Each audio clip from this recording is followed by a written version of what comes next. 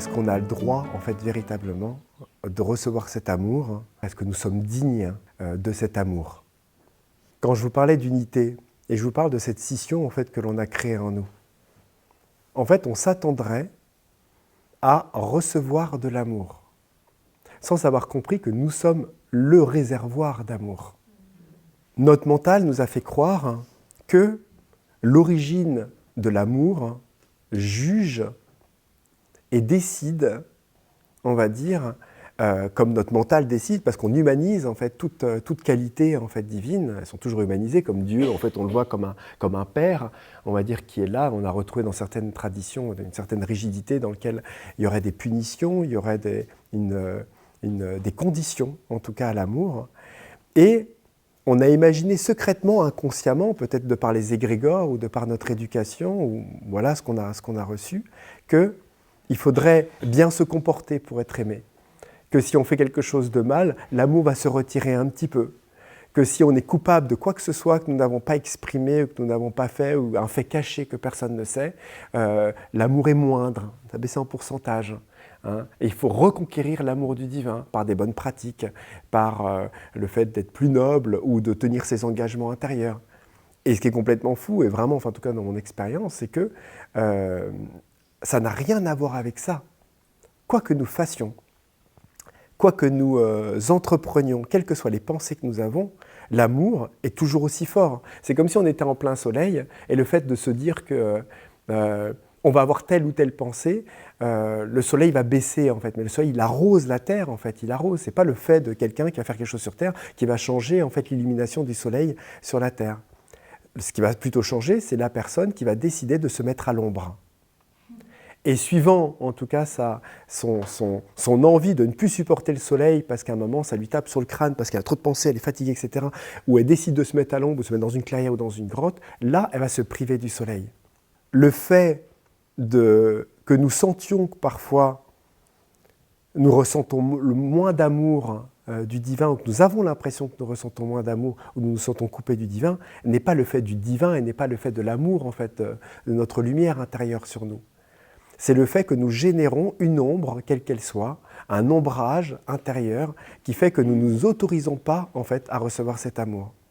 Combien de fois moi, je me suis retrouvé dans des situations comme ça où j'avais fait des choses et à un moment je me disais, et je me sentais coupable d'un truc, où j'avais mal agi, j'étais là, je me disais ouais, là c'est pas cool, c'est pas éthique, ou c'est pas un truc, il y a un truc, tu vois, je me dis mince, j'ai fait un truc, c'est pas, voilà. Et d'un seul coup mon regard, il se portait sur moi, mais il se portait sur le regard que le divin pouvait porter sur moi. En me disant, maintenant, est-ce que le divin va être clément? Vous savez, c'est le genre de truc un peu subconscient, un petit peu, qu'on peut avoir comme ça d'un seul coup. Est-ce que je suis digne maintenant de continuer ça ou de faire ça? Et je me suis souvent rendu compte que le fait de me reposer intérieurement, de me reconnecter à cette lumière, et juste de dire intérieurement, vous savez, tout simplement, mais le divin ne juge pas. Et de reprendre en fait ces mots-là et de reprendre en fait la réalité en fait de ce que je suis, et en faisant ça, de réaliser que ma propre essence est amour. Je suis amour. C'est pas je me connecte à l'amour, je me connecte à celui qui est à l'origine de l'amour et qui va bien me le donner sur un réservoir suivant des conditions qui sont dictées par des actes que moi je juge mauvais. C'est pas du tout ça en fait. C'est comme la notion du pardon. On ne se pardonne qu'à soi-même. Il n'y a pas besoin de pardonner à la vie, de pardonner aux autres, etc. Le principe du pardon, c'est d'arriver à dénouer énergétiquement quelque chose que nous avons nous-mêmes dans notre propre perception, dans notre condition, on va dire, humaine, d'incompréhension, d'ignorance, de toutes ces contractions qui se sont faites émotionnellement par notre propre responsabilité, de réussir à les dénouer de cette manière-là. Mais Dieu, il ne nous demande pas des excuses, il ne nous demande pas il nous demande pas le pardon. On n'a pas besoin, enfin, je dis ça, on n'a pas besoin de demander pardon à Dieu. Quand on fait ça, on se demande pardon à soi-même pour être capable de dénouer et d'accepter en fait et d'exprimer le fait que hier j'ai demandé pardon, donc je me sens mieux, donc à partir de là, je m'autorise à recevoir parce que je considère que Dieu maintenant peut m'aimer, parce que j'ai dit pardon.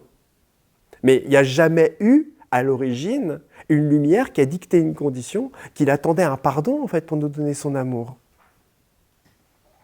Donc si dès le début nous arrivons à connecter, on va dire, cet espace, hein, ce cœur dans lequel nous comprenons que nous sommes l'origine de l'amour et qu'il suffit juste de ne rien faire, il suffit juste de nous abandonner avec une foi sincère à ce qui est véritablement présent dans notre cœur, en tournant notre regard vers vers cet oubli en fait de nous-mêmes, et ben on se rend compte que l'amour aime, l'amour se diffuse sans condition. Et quel que soit l'acte que nous avons fait, je dis bien quel que soit l'acte que nous avons fait, et ça beaucoup de traditions l'expliquent aussi très clairement, si à un moment nous tournons notre regard, tout peut être effacé et dissous. Et c'est dans ces moments-là, en fait, où on a fait des choses, on a vécu des choses, et à un moment on arrive véritablement à reconnecter avec ça, qu'on se rend compte que le divin ne nous en a jamais voulu, absolument jamais voulu. Et qu'il n'attend qu'une seule chose, c'est de nous reconnecter, on va dire, à cette unité. Et que la punition, entre guillemets, que nous entendons, en tout cas dans les traditions ou les religions, n'est que les relents karmiques et les relents d'une cause à effet naturelle dans l'être superficiel, simplement. Et même au-delà de ça, si nous avons la capacité d'aller au-delà et de plonger dans la profondeur de notre être, nous pouvons même annihiler une grosse partie de cette cause à effet karmique, entre parenthèses, parce que la conscience a baigné, en tout cas, et a inconditionnellement dissous la conditionnalité de notre être. Hein. C'est-à-dire des causes, des actions, des choses qui auraient pu être faites, et qui nécessitent, on va dire, une compréhension via des synchronicités. Vous voyez ce que je veux dire quand je dis ça ? Dans le sens où on a fait quelque chose, et en semant, on va dire, le désordre, on récupère un certain désordre. On va dire, ah, parce que j'ai créé le désordre, eh ben, je suis puni et je me retrouve. Mais ce n'est pas une punition, c'est simplement un principe d'une mécanique naturelle, en fait, qui est simplement sur laquelle s'est basée, donc je vous en parlais hier, la loi du dharma, de comprendre que nous récoltons simplement ce que nous semons. Mais ce n'est pas une punition, c'est juste un fait naturel, on va dire, de la mécanique des forces de la nature et de la manifestation. Donc ce n'est pas du tout la même chose. Hein.